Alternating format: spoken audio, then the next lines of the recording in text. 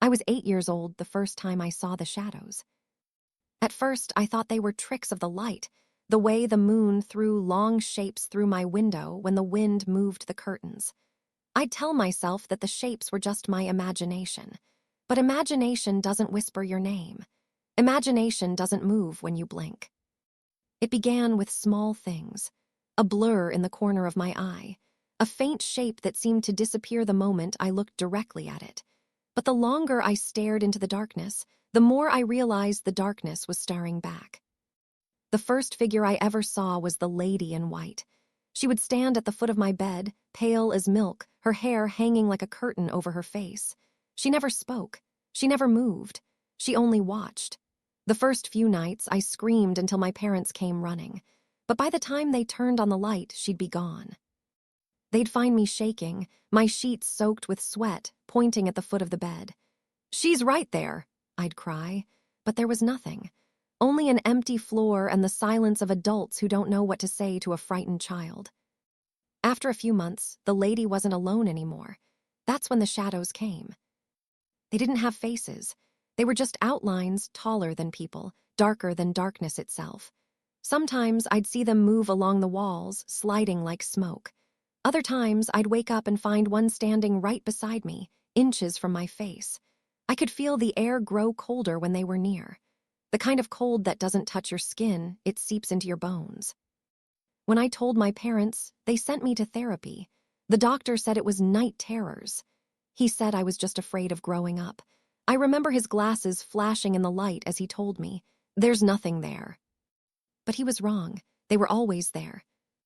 Every night I'd lie in bed, pretending to sleep, too afraid to close my eyes. I'd hear whispers from the corner of my room, soft, muffled, like someone breathing words into water. Sometimes they sounded like my name. Sometimes they sounded like laughter. And then came the man in the hat.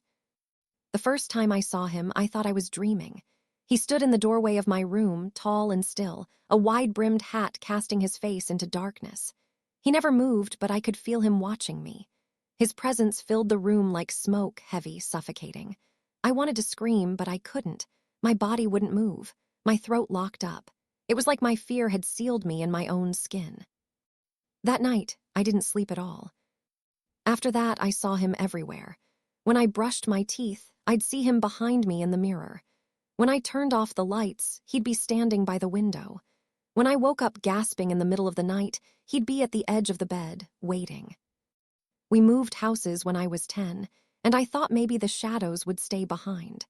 But the first night in our new home, I saw the lady again, standing in the hallway outside my room, her head tilted slightly, as if curious that I thought I could escape her.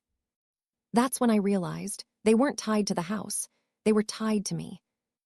As I grew older, I stopped talking about them. People don't like hearing about things they can't explain.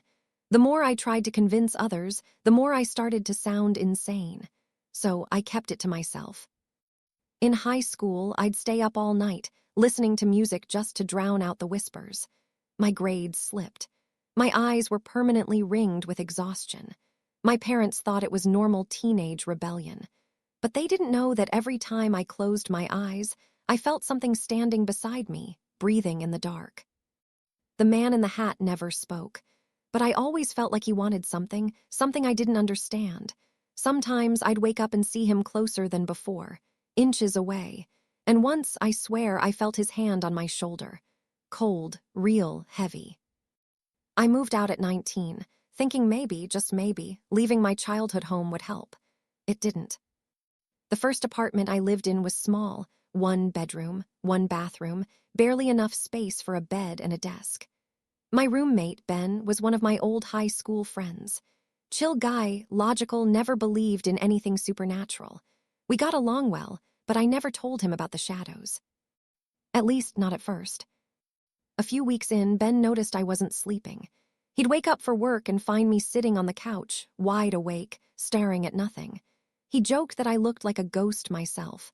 I laughed it off, told him I just had insomnia.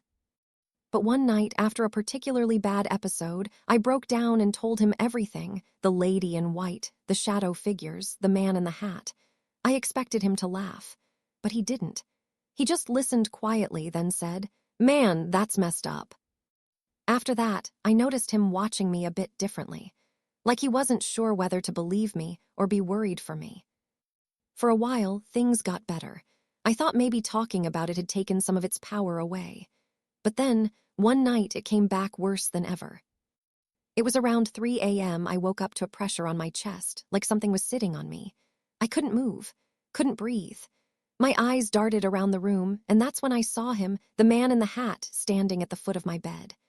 Behind him, the lady in white hovered near the corner, her head bowed. And along the walls, the shadows began to crawl. I wanted to scream, but my voice wouldn't come out. I could feel them moving closer, whispering words I couldn't understand. And then, just like that, I was free. I jumped out of bed, drenched in sweat, gasping. The figures were gone, but the air still felt heavy, electric, like the world had been rewound after a moment that shouldn't have existed. The next morning, I told Ben. He looked pale. He said he hadn't seen anything, but he had woken up suddenly that night because the room felt wrong. He didn't say much after that. I could tell he was uneasy, even though he pretended otherwise. The weeks that followed were strange. Lights flickered. Objects moved slightly when we weren't looking. Sometimes, Ben would wake up and find the door open even though we'd locked it. One night, he finally said it. "You know, man, sometimes I think I see something move in the hallway when you're not home." That's when I knew it wasn't just me anymore. The shadows had followed me, like they always did. I still don't know what they are. Hallucinations, maybe, trauma, or something worse, something ancient that latched onto me when I was too young to fight it. I've tried everything, therapy, medication, even prayer, but nothing makes them go away. Now, at 29, I've learned to live with them. The lady in white doesn't scare me anymore. The shadows don't either. But the man in the hat, he still stands at the edge of my bed sometimes, watching, waiting. There's one thing I've realized, though. He doesn't appear when I'm alone anymore. Only when someone new comes into my life, a roommate, a friend, a lover. It's like he wants to be seen, like he wants proof that he's real. Sometimes, late at night, I sit awake and wonder if he's part of me, the part that never grew up, the part still afraid of the dark. Or maybe he's something older than fear itself. Either way, he's here.